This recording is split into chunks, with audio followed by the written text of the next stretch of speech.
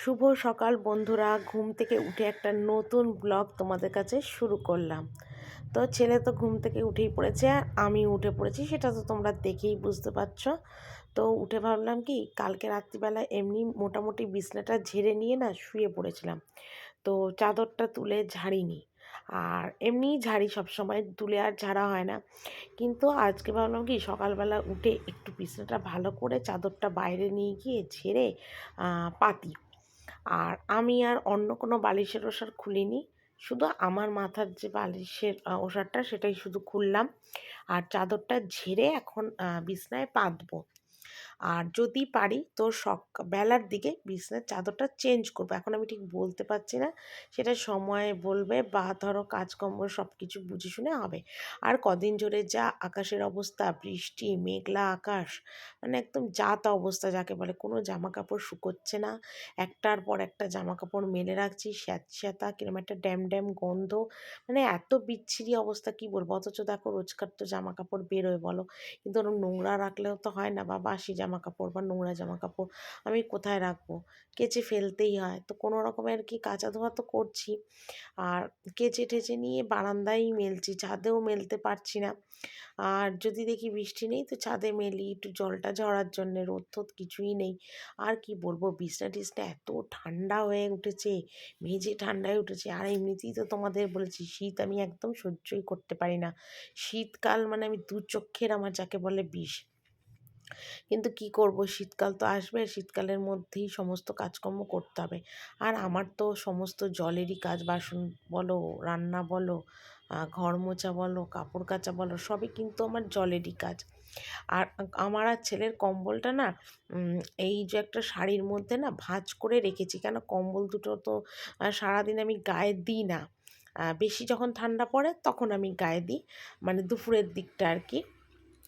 আর এমনি সারাদিন যেহেতু কম্বলটা গায়ে দিই না, সেই জন্য ওই আমার একটা পুরনো শাড়ি, মানে আমার যত পুরনো পুরনো শাড়ি আগের, অনেক আগের, সেই একটা শাড়ির মধ্যে কম্বল দুটো পেঁচিয়ে রেখে দিয়েছি, যাতে ধুলো টুলোগুলো না হয়। কারণ সারাদিনে তো মানে যদি বিছনায় রাখি না, মানে কি বলবো, একটা ধুলো ধুলো হতেই পারে। আর এসব কম্বল টম্বল তো আর কাচা যায় না। তাও আমি শীতের শেষে কম্বল আমি কাচি, তবে প্রতি বছর কাচা হয় না। মানে কি বলবো তোমাদের, 2 বছর অন্তর অন্তর কম্বল আমি ঘরেই কাচি। কারণ কম্বল কাচতে যা খরচ, মানে আর কি বলবো। গিয়ে না ডাই ওয়াশে খোঁজ করেছিলাম এর আগের বছর, যে কম্বল ডাই ওয়াশ করতে কত নেয়, বলছে এক একটা কম্বল নাকি 600-700 টাকা করে নেবে।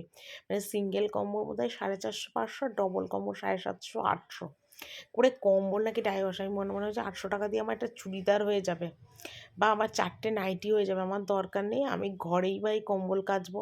তো সেই জন্য 2 বছর ধরে ঘরেই আমি কম্বল কাচি, এখন আর বাইরে ডাই ওয়াশ আর দিই না। তো কাচতে একটু কষ্ট হয় বটে, কেন কম্বল মানে এমনিতেই তো ভারী, আর রোদে মানে জলের মধ্যে সার্পে দিলে আরও ভারী হয়ে যায়। কিন্তু কি করব বলো, পয়সা বাঁচানোর জন্যে কম্বল আমি ঘরেই কাচি। তো এখন কিন্তু ঘড়িতে মোটামুটি বাজে 8টা। তো 8টা থেকেই কিন্তু ব্লগটা তোমাদের কাছে আজকে স্টার্ট করলাম, ঠিক আছে। তো ঘুম থেকে উঠেই দেখো চাদর টাদর ঝাড়লাম, আর মানে একদম চেয়ার ভর্তি জামা কাপড় ছিল, সেগুলোও দেখো সমস্ত কিন্তু এখন গুছিয়ে ফেলছি। আর তো এখন গোছাচ্ছি একটাই কারণ, তোমাদের দাদাভাইও এখন বাজার থেকে আসেনি, ঘুম থেকে উঠেছে অনেকক্ষণ। তো ভাবলাম একটু পরেই যাই চা করতে, কারণ চা করতে আমার লাগবে 10 মিনিট, কিন্তু তোমাদের দাদাভাই বাজার করে আসবে 1 ঘন্টা। তো তা আমাদের চা ঠান্ডা হয়ে গেলে আবার চাটাকে গরম করতে হবে। তো সেই জন্য ভাবলাম তা ঘরের কাজগুলো একটু সেরেই নিই। তো নিচে এলাম, আর নিচে এসে দেখো এখন বাসনগুলোকে গুছোচ্ছি। আর এখন কী হয়েছে, ঠান্ডা পড়ার পর থেকে রাত্রিবেলা করে না আর বাসন আমি গুছাচ্ছি না। বেশ অনেক দিন হয়েছে, সকালবেলাতেই বাসনগুলো গুছাই।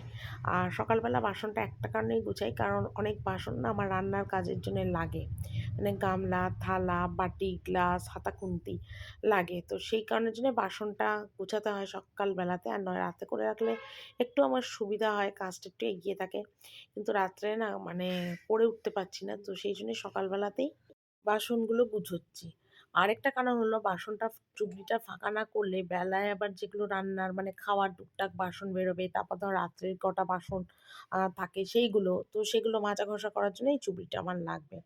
তো সেই জন্য, আর তাছাড়া এখনও কিন্তু আমি চাটা বসাইনি। এই বাসনটা গুছিয়ে নিয়েই আমি চা বসাবো। ততক্ষণে তোমাদের দাদাভাই বাজার হাটও নিয়ে আসবে, তারপর তোমাদের সেগুলো দেখিয়ে দেবো কী কী এনেছে। তো ততক্ষণে আমি বাসন টাসনগুলো একটু গুছিয়ে নিই, মোটামুটি কাজগুলো গুছিয়ে আজকে সকালবেলায় কিন্তু ঘরের কাজগুলো আমি আজকে সেরে নিয়েছি। তাতে আমার অনেকটাই সুবিধা হলো আর কি ঘরের কাজগুলো গুছিয়ে করে নেওয়ার জন্যে। তো এখানে দেখো সবজি বাজার নিয়ে এসছে পটল, তারপর গাজর, শিম। তো বাজারগুলো আর ঢেলে দেখালাম না, তোমাদের এইভাবেই একটু দেখিয়ে দিলাম। আর দেখলাম তলায় আলুও আছে, আর এদিকে দেখছি একটা বেগুনও আছে। তো মোটামুটি সবই কাঁচা সবজি বাজারটা নিয়ে এসছে করে। এদিকে দেখো মুদিখানা থেকে নিয়ে এসছে 3টে দুধের প্যাকেট, এদিকে কেলগস, তারপর চিনি আর মুসুরির ডালও নিয়ে এসছে। আর এখানে দেখো নিউট্রি চয়েস বিস্কুট নিয়ে এসছে। এই বিস্কুটটা না খেতে কিন্তু হেভি। আগে আমার শ্বশুর যখন বেঁচে ছিল আমাকে এনে খাওয়াতো, আর এখন এত বছর পর আবার এই বিস্কুটটা নিয়ে এসছে। তো দেখো তোমাদের দাদাভাই বাজার থেকে নিয়ে এসেছে আজকে পাবদা মাছ। আমাদের সবার জন্য পাবদা মাছ নিয়ে এসছে, আর শুধু ছেলের আর ভাগ্নির জন্য দুটো কাতলা মাছ নিয়ে এসছে। কারণ আমার ছেলে না ভাগ্নি দুজনের কেউই পাবদা মাছ খায় না। তো ভাবছি পাবদা মাছটা আলু দিয়ে প্লেন যে কালো জিরে দিয়ে ঝোল হয়, তো সেইভাবেই পাতলা করে একটুখানি মাছের ঝোলটা করব। পাবদা মাছ কিন্তু অনেক রকমভাবেই করা যায়। তো অনেকে আছে সর্ষে পোস্ত বাটা দিয়েও করে, আর আমাদের এ বাড়িতে না সর্ষে পোস্ত দিয়ে করে, কিন্তু বেশিরভাগই আলু দিয়ে এরকম পাতলা নুন, হলুদ, কাঁচা লঙ্কা, লঙ্কার গুঁড়ো, গোলমরিচের গুঁড়ো দিয়ে করে। আর এদিকে তাড়াতাড়ি করে দুটো গ্যাসে বসিয়ে দিয়েছি মাছ, একটা মাছ ভাজা করছি, আর একদিকে আলুটা মশলার সাথে কষিয়ে নিয়ে জল দিয়ে দেবো, তাহলে আমার তাড়াতাড়ি হবে। আর তোমাদের দাদাভাইও ওই মাছের ঝোলটা খেয়ে যাবে। তো সেই জন্য আর কি আরও তাড়াহুড়ো করছি। তো মাছের ঝোলটা আজকে একটু আলুটা না বেশিই দিয়েছি, কারণ একদম ঝোল ভাতটা যেহেতু মাছের দিয়ে খাওয়া, তো সেই জন্য একটু ঝোলটা বেশি দেবো বলে আলুটাও একটু বেশি দিয়েছি।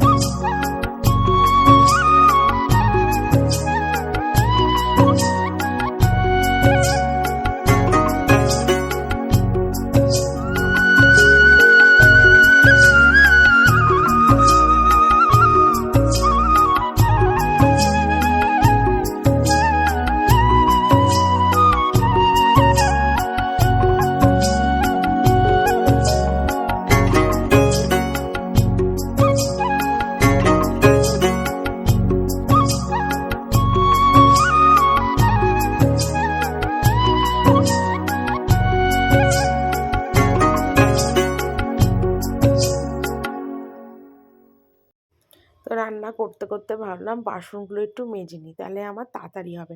তো আজকে আমি চেষ্টা করছি মানে সকাল থেকে মোটামুটি 12টা-1টার মধ্যে সমস্ত কাজটা কমপ্লিট করার। দেখি আজকে করতে পারি কিনা, এটাই আর কি চেষ্টা করছি। তো দেখা যাক হয় কিনা। তো যদি হয় তো অবশ্যই মানে সেটা তো তোমরা বুঝতেই পারবে, আর আমিও তোমাদের জানিয়ে দেবো যে আমি কটা থেকে কটা অবধি কাজকর্মগুলো কমপ্লিট করলাম। তো রোজই তো বেলা 2টা-2:30 হয়ে যায়, কিন্তু আজকে আমি চেষ্টা করছি তাড়াতাড়ি। আর তার জন্যে আমি রান্না বসিয়ে বসিয়ে টুকটুক করে সমস্ত কাজগুলো সেরে নিচ্ছি যাতে তাড়াতাড়ি হয়। আর শীতকালে বেশি বেলা অবধি না কাজকর্ম করতেও একদম ভালো লাগে না, একদম ভালো লাগে না। আর দেখো সোয়েটার পরেছি, ভীষণ ঠান্ডা লাগছে। তো এই প্রথম সোয়েটার পরলাম আর কি। ভীষণই শীত করছে। আর তোমার কী করবো, সোয়েটারও এখন দেখো হাত অবধি তুলে নিতে হচ্ছে। কেন বাসন মাজার কাজ, জলের কাজে সোয়েটার যে গেলে ভিজে গেলে আরেক বিপদ হবে আমার। তো সেই জন্য দেখো সোয়েটারটা হাত থেকে তুলে নিলাম, নিয়ে একদম যে বাসনগুলো ঝপাঝপ মেজে নিচ্ছি। তো বাসন টাসন মাজা হয়ে গেলে ওদিকে নামিয়ে দেবো, বাকিটা আর কি রান্না নামিয়ে দিয়ে আর কি বাকি কাজগুলো ঝপাঝপ করে নেবো। টুকটুক করে। আর আমি যদি এখন একটু বসি টসি না, তাহলে আমার একদম শরীর ছেড়ে দেবে, আর কাজ করতে ইচ্ছা করবে না। সেই জন্য আমি এক নাগাড়ে সমস্ত কাজ সেরে নিয়ে আর করবো। আর ওইদিকে বাসনগুলো দেখো সবই ওপরে না জল ঝরাতে দিচ্ছি। জল ঝরে গেলে তারপর চুবড়ির মধ্যে রাখবো, নয় না বাসনের জলগুলোতে না ঘর একদম ভর্তি হয়ে যায় জলেতে। তো অনেক দিন হয়েছে চৌকিটা না মানে মুছি, সামনেটা মুছি, তো পুরো চৌকিটা না মোছা হয় না। তো আজকে মানে কম্বল ছিল, শাশুড়ি বসে যে কম্বলটা, সেই কম্বল টম্বলগুলো সব তুলে দিয়েছি। তুলে দিয়ে দেখো এখানে তোমার যেসব টুল টুলগুলো আছে সেগুলো সব মুছছি, জানলার তাক মুছছি, পুরো চৌকিটা ভালো করে আর কি মুছবো।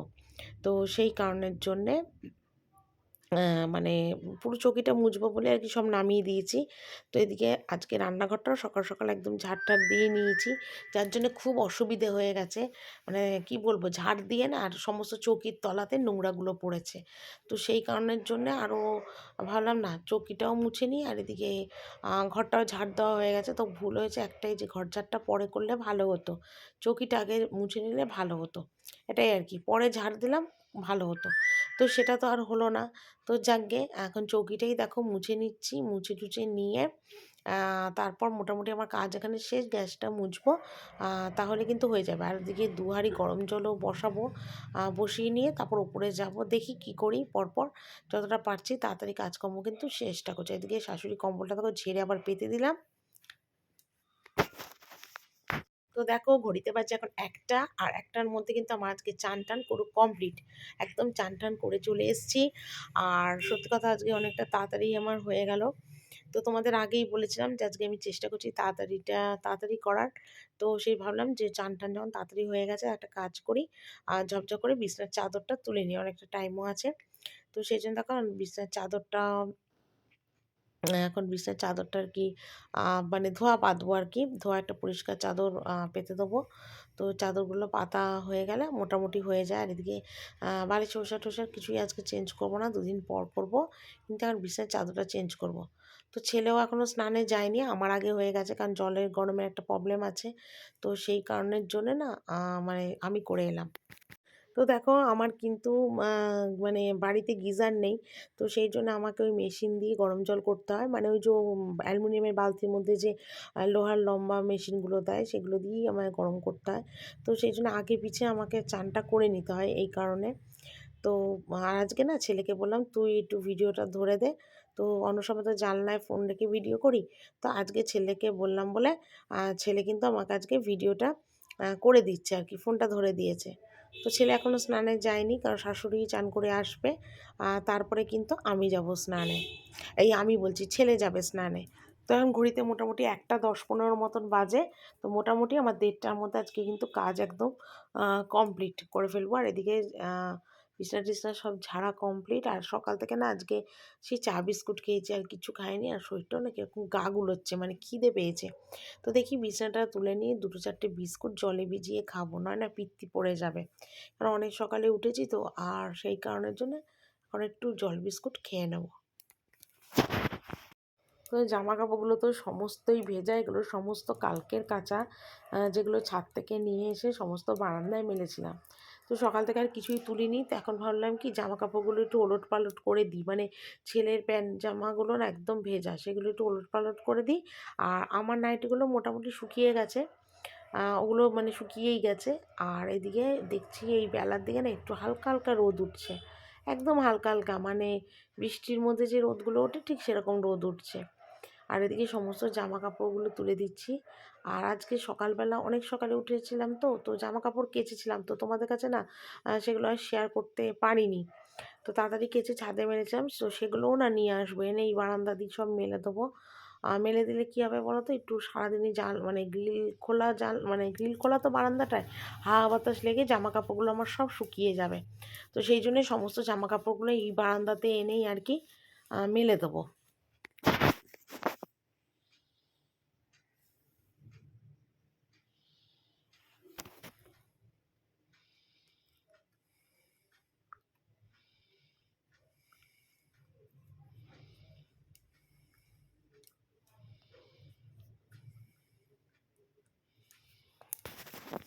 তো ছেলে গেল চানে, তো ছেলেকেও জলটা বসিয়ে এলাম ছেলের চানের জলে।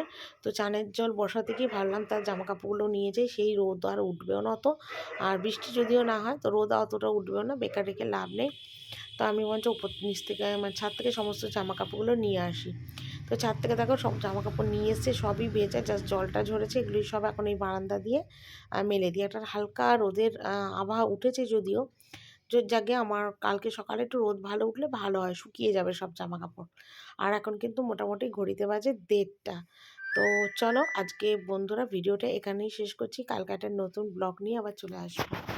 টাটা।